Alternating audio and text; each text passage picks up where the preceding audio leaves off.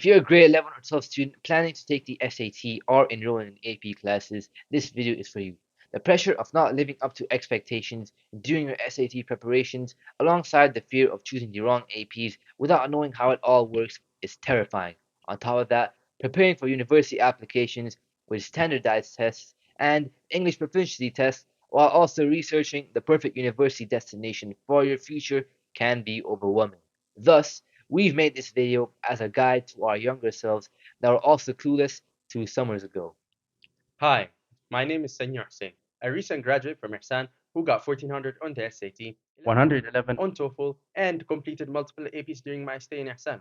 And this is my colleague, Zaid Sibtain, who also got 1400 on the SAT and completed a number of APs as well. And here are 4 things we wish someone explained to us before we wasted our time, money, and energy doing it wrong. Number 1. College Board. To understand how APs work, we first have to know what the College Board is.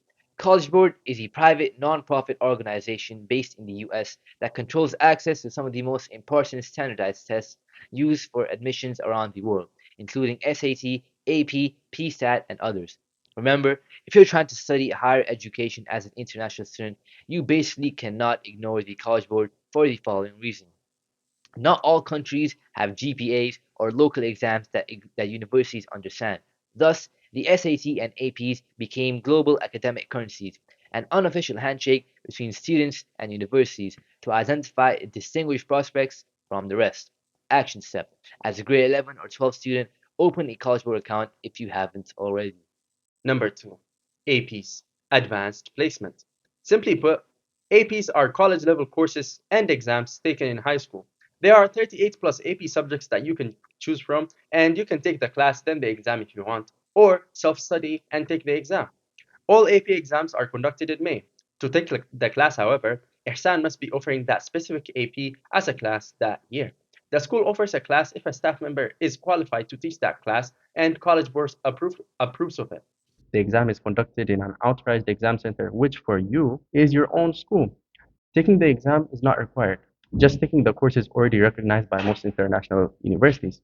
However, without getting a good score on the exam, universities will not give you credits for that AP. After the exam, you get a score from 1 to 5. A score of 4 or 5 can boost your college applications and even sometimes earn you college credits or help you skip courses. Action step. First, sit down with your parents and decide what major you want to study in university. Then, work your way backwards by looking at which APs you would take if that major is given by the school that year. For example, if I want to study computer science in university, I'll choose AP Computer Science Principles and AP Computer Science Applications in high school. If I want to be an engineer, I'll take elective pre-calculus and AP Calculus. If I want to be an economist, I'll take macro and microeconomics. If I want to be an architect, I'll choose art or art and design. Basically, look at all the AP courses available and ask which you'd choose if the school offers them. Number 3. AP in Ihsan. We've talked about what the AP is. Now, let's talk about what AP is in Ihsan. AP in Ihsan works the same exact way. The school approves which APs they want to give that academic year out of the 38 plus APs available, usually around 16. Now, the tricky part is dividing the 16 chosen APs to students so that they can choose the specific APs they want, which is why Ihsan developed the following system. Ihsan created 4 groups and allocated 4 APs in each of the 4 groups. Each AP taught by a teacher that has specialized in that respected field. Then, at the start of the year, grade 11 and 12 students are expected to select one AP they prefer to enroll in that academic year from each group, making the total APs a student can enroll in 4. Now, you might see the word elective here and there. Let me explain what that means. Electives are high school level courses that you are able to choose from alongside the APs. These are not prerequisites for the respective APs, but starting with the elective in grade 11 and then its respective AP in grade 12 will make your life a lot easier while taking the course. And this is what is usually recommended by the teachers. Now, Since I've covered almost everything about the AP, here's the last piece of advice. You do not need to take every AP exam. I have seen so many students apply for 5 to 6 APs and they end up not even using it on the university applications, putting aside the fact that they barely got above 3 at one of the exams if they were decent. The first obvious reason why not to take this many APs is because you'll overwork yourself while also breaking the bank. Each exam is expensive. The second reason is because most universities outside North America don't even consider APs in their application process. So don't waste your time, energy, and money. Number four, the SAT. The SAT is the one thing that can override everything else on your college applications, be it your GPA, your school reputation, or even your curriculum. Why? Because it's one of the few standardized metrics that puts every student on the world on the same playing field. The SAT is especially powerful for international students like you because universities might not know your school, but they do know what a 1500 SAT means. You might have an average GPA, but a high SAT says the student is sharp, hardworking, and prepared. Even if your transcript is in another language, the SAT speaks in numbers that colleges understand. A 1500 SAT score can unlock scholarships, admissions to top schools, and offset weak transcripts. The best part about the SAT is that it doesn't even test your raw intelligence. Anyone with enough practice can achieve a high score as you're only being tested on how well you can take the SAT. The questions are designed from a template, making it easy for students to learn those structures, recognize patterns, and ace the exam. The school prepares students by organizing practice tests, teaching the curriculum in grade 11, like pre-calculus for example, and providing resources for students to study from, which was pretty helpful in crucial times. However, students could have been better prepared for what they were about to face. For example, nobody warns us about the consequences of being too fixated on the AP exams in grade 11 while neglecting our preparations for the SATs. This is one of the main reasons why Segni and I wanted to make this video. The lack of information will put you at a disadvantage and leave you behind compared to other competitors who had access to this information.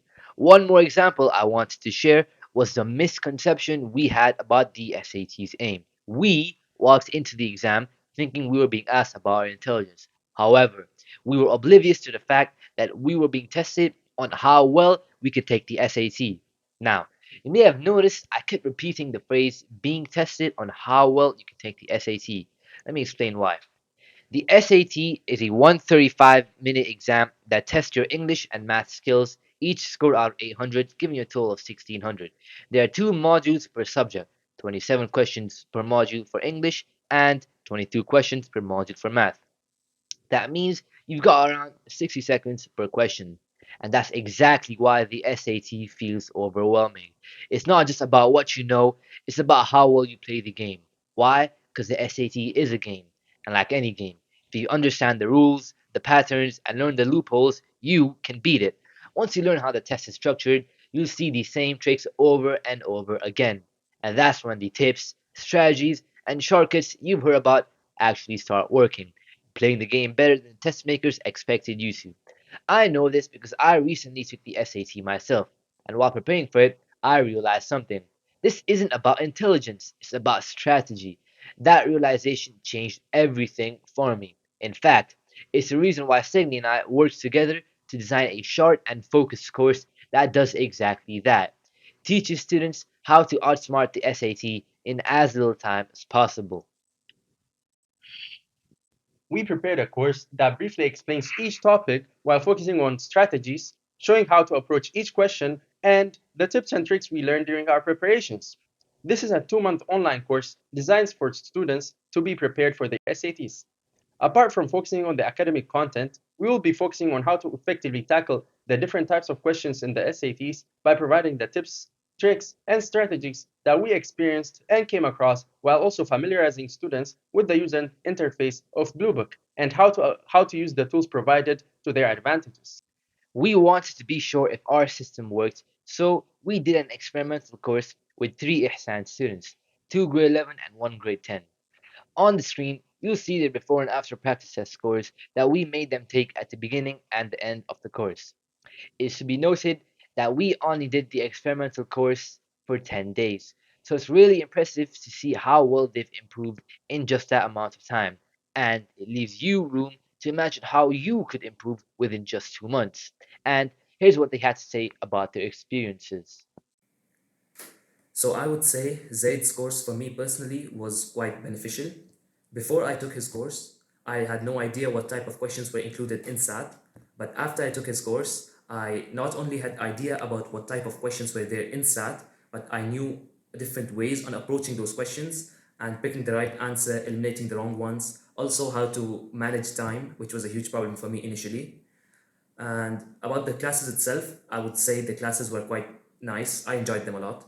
And the classes were quite interactive. And all of my questions were answered. And all the concepts were explained quite clearly, I would say. And I would recommend it to anyone who would like to join. Before enrolling in the course, I didn't even know where to start studying. But now, thanks to the detailed lessons and good teachers, I'm confident in my abilities to do the exam. Now, you might say, why would I join your course when there are SAT courses out there? What makes you so different? Here are three reasons. Firstly, it's the price. I've checked other SAT courses, and their prices are usually in the range of 50K to 80K TL for the total course. On top of that, it's an 8-month course. Are you telling me you'll spend that much time, money, and energy on just the SATs? And that's not all. You're just another number on their spreadsheets. A quarterly goal they have to hit. They probably hired someone that hasn't taken the SAT since 2024, which, for your information, was the same time when the digital SAT was introduced. So they would be lacking in so many fields and they won't even care to address it because, again, you're just another student for them. How do we compare? Less than three times the minimum end of the usual price. You'll learn everything you need to know in just 2 months. Both me and my colleague have went through the same exact thing you're about to go through and performed exceptionally. Finally, as a bonus, we have tested it on other students. Now, you might say, hey, I'm a smart guy. I can figure it out by myself. And if I was in your position, I would have said the same thing. But now that I'm here, I'll just say, even if you've never had a tutor in your life, even if you've passed high school with flying colors, remember, just because you took a course doesn't mean that you're dumb or it's belittling your pride. It's just that you chose to save time and energy to get information in a much more efficient way from someone who was also in the same situation. I'm sure you could have figured it out, but doing so takes time and repetition. But you don't have time because of the amount of things on your plate. To demonstrate that, take a full length practice test. Even if I gave you double the time, I bet you wouldn't be able to hit 1300. If you do, respect. But if not, save yourself from wasting time, suffering unnecessarily, and hitting a wall here and there trying to figure out what works. Because we have already tested what works best. On the flip side, if you say, I'm not about to study in summer, let me show you how that's going to work out. Let me lay it out for you. From first hand experience, of course. If you're in grade 11, then you have time. Not time to relax, but time not to panic and to prepare. However, if you're saying you will not study in summer while being in grade 12, the first quarter is the welcome and pleasantries. You won't feel any pressure. The second quarter is a little bit of pressure because you'll see some kids studying and you're like, maybe I should do SATs. The third quarter, you've missed most of the international university applications because you have not prepared nor taken the SAT yet, nor did you get a decent mark yet. You also missed the Turkish scholarship application. Trying to salvage time, you'll do the SATs in March. Boom! That's the third quarter finals because most schools, including Ihsan, usually puts the finals or quizzes very close to when the SAT is conducted. April passes in a blink of an eye because you're preparing for the AP exam. And May arrives. The minute you shy from thinking you finished the APs, finals for the fourth quarter have started and everybody's talking about graduation. Everybody else seems to have figured out what uni they want to study in, but you don't know yet because you have been focused on trying to take the exams you should have taken long ago. So, wake up. If you're watching this, you're either lucky or late. Lucky if you still have time to act, late if you already wasted too much. But either way, the path forward is the same. Learn the game, beat the test. We've built the plan, now it's your move. If you have any questions, want to know more, or you're ready to join, just reach out. You can message or call on WhatsApp or DM on Instagram. I'll personally reply and help you figure out if this course is the right fit for you. We're giving a 50% discount for the first 5 people that register. There is also a limited time discount, but I'm only revealing that in the DMs. Don't forget, registration closes this Sunday.